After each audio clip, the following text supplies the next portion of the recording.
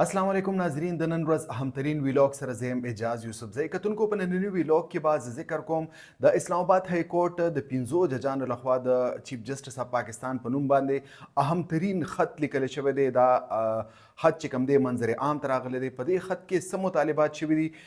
پاکستان کې او خصوصا سرخار اسلام آباد کې چې کوم پاور کوریډورز دي او دغه رنګ چې کوم د عدلیې کوم امارتونه دي کاغه های کورټ ته او کاغه سپریم کورټ ته مطلب جوډیشل پریمیسز کې ډیر زیات هلچل جوړ شوی دی او یقینا دیتا یو آئینی بحران مونږه ویلی شو. دا آئینی بحران څنګه مخې ته راغلی دی؟ لږه شیبه وړاندې د اسلام آباد های کورټ 15 ججانو د چیف جسټس اف پاکستان په نوم خط لیکلی دی.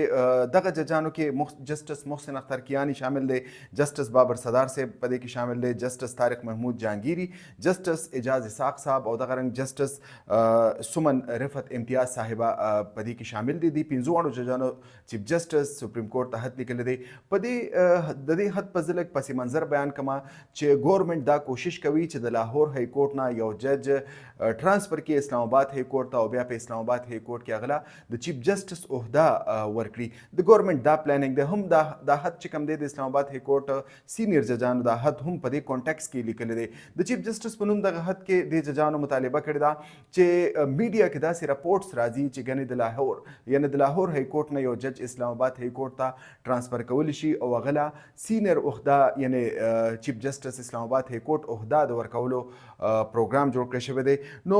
د دې خلاف د ججانو خط لیکل دی. چیف جسټس ته په دغه خط کې دا ججان وایي چې دا کلم د آئین خلاف ورزي ده. د آرټیکل 200 چې کوم دی د آئین د دې خلاف ورزي ده. دغه آرټیکل 200 وایي چې که چرته د یو های کورټ نه بل های کورټ ته یو جج ټرانسفر کیږي یا بدل کیږي نو په هغه نوي های کورټ کې به دغه متعلقه جج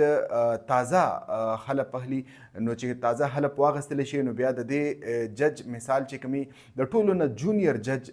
مثال د جوړ شي. یعنی په سپریم کورټ کې که چرته 15 ججانې نو دی به شپږم ججي یعنی د سینیارټي او جونیارټي په ټولو نه په کم لیول باندې راشي. نو دی ډایرکټ داسې چې کوم دی چیف جسټس جوړول بیا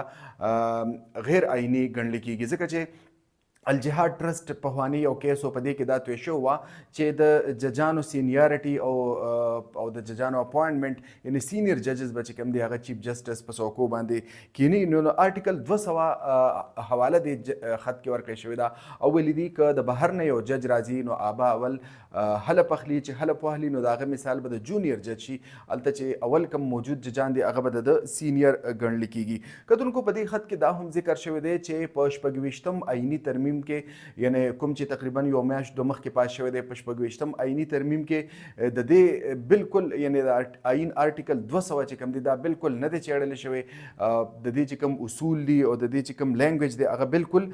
برقرار دی. یعنی دغه 200 څنګه چې ما ذکر وکړ د آئین 200 آرټیکل چې کوم دی یعنی د حلف غستلو دی یعنی د یو های کورټ نه قبل های کورټ ته یو جج زی نو ابالته حلف اخلي او هغه بیا د ټولو جونیئر جج چې کوم دی تصور کیږي.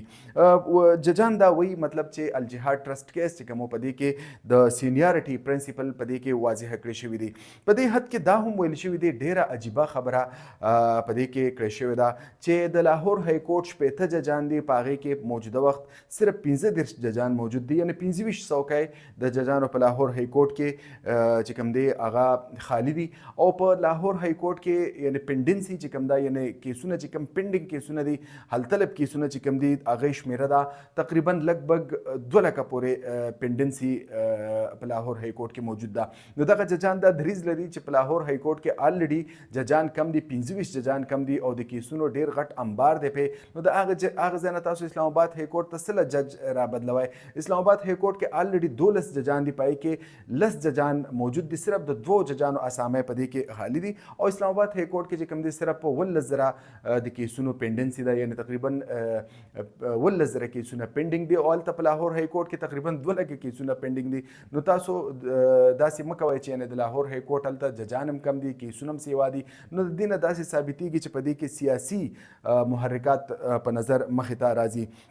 کتونکو زه بل ذکر وکم چې په دې خط کې دا هم ذکر شوی دی که چېرته دا ټرانسفر وشي د لاهور های کورټ نه جج چې کوم دی هغه اسلام آباد های کورټ ته ټرانسفر کړی شي او هغه چې کوم طریقې کار دی آئینی هغه مد نظر کې نه ښودلی شي او چیف جسټس جوړ کړی شي نو دا د آئین سره نه صرف منافي ده بلکې دا د آئین سره دا 15 ججان وایي چې دا فراډ دی دا د آئین سره یو فراډ ګڼل کېږي نو دا د 15 ججانو خط د دې نه مخکې هم شپږ ججانو د اسلام آباد های کورټ خط لیکلو تقریبا کال نیم مخکې په هغه خط کې چیف جسټس اف پاکستان یعنی اوس خو سابق چیف جسټس دی فیضي صاحب ته هغه خط لیکل شو په کې دا ذکر شو چې اسلام آباد های کورټ چې کوم معاملات دي په هغې کې بیروني مداخلت کیږي یعنی د ادارو لخوا په دې کې مداخلت کیږي کتونکو نننی ولاګ په دویمه برخه کې به زه ذکر کوم چې د پیکا ایکټ کوم چې یو سیاه قانون دی د صحافیانو خلاف او د صحافتي ادارو د صحافتي کلچر خلاف یو قانون جوړ کړی شوی دی د دې خلاف د ملک په لر و بر کې صحافیانو احتجاجي مظاهرې جاری ساتلې دي لاهور کراچۍ دغه رنګ پیښور د دې نه علاوه اسلام آباد کې ډېر غټ غټ احتجاجونه شوي دي فیډرل یونین اف جرنلسټ په کال باندې د دې نه چې کوم دي نور صحافتي ادارې دي هغوی ټول راوتي دي او د دې قانون خلاف هغوی راوتي دي او دوی وایي چې دا قانون د ګورنمنټ فلفور واپس واخلي چې د صحافت داسې تاثر لاړ نشي چې یعنې د صحافت خپې لاس تړلی شوي دي اگر چې پاکستان کې صحافت د مخکې نه د مشکلاتو ښکار دي صحافیان ډېر زیات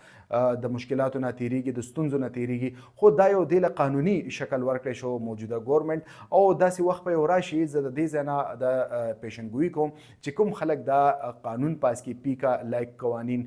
مطلب میا شهباز شریف صاحب شو یا د پیپلز پارټۍ مشر آصف زرداری صاحب شو نو یو ورځ به داسې راشي چې دوی به خپل زخمونه سټي دا قوانین به موجود دي دا به په دوی باندې او د دوی چې کوم سوشل میډیا دا او د دوی چې کوم نور مطبوعاتي ادارې دي په هغې باندې به اپلای کېږي او دوی به خپل زخمونه چې کوم دی سټي نن په ټول پاکستان کې یعنی چې څومره پریس کلبونه دي هلته تورې جنډې خېجولې شوې وي صحافیانو چې چېرته هم کوریج کوه تورې پټۍ لګولې وي او صحافیان دې ته جوړ شوي دي که چېرته دا قانون واپس وانغېستل شو نو دوی به د هر قسم سرکاري تقریباتو نه بایکاټ وکړي کتونکو دا د نننۍ ورځ اهم ترین ویلوګ راتلونکي ویلوګ پورې اجاز یوسفزۍ ته اجازت ورکړئ د الله په امان